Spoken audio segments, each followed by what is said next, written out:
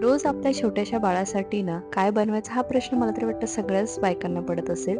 तसं मलाही पडत असतो. म्हणून म्हटलं चला आज तुमच्याशी एक वेगळी रेसिपी शेअर करते. हे आहे सोया चंक्स. ते छानपैकी असे बॉईल करून घेतले. तर तुम्ही मिक्सरमधून फिरवू शकता किंवा मग छान आहे ना हाताने त्याचे एकदम स्मॉल स्मॉल पीसेस करू शकता. तुमचा बेबी किती बारीक खातो त्याच्यावर डिपेंड आहे.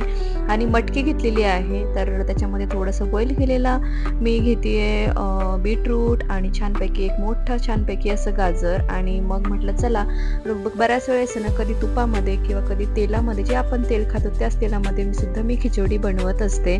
तर इथं मी घेतलेलं आहे थोडंसं जिरे, त्याच्यानंतर थोडीशी मोहरीचा तडका अवेशला खूप आवडतो. त्याच्यानंतर पहिले ना कधी पण थोड्या व्हेजिटेबल्स टाकून घ्यायच्या. डायरेक्ट सोया चंक्स नाही टाकायचं, जी की मी चूक केली ती तुम्ही करू नका.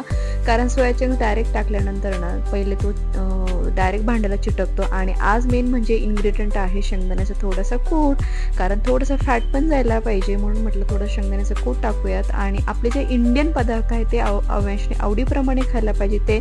आणि आज थोडासा दलिया घेतलेला आहे, थोडासा बारीक मुगाची डाळ आहे आणि त्याच्यानंतर थोडेसे तांदूळ. ह्या 3 गोष्टी मिक्स करून घेतल्याने छानपैकी खिचडी बनवायची. चलो ब्लॉग इथे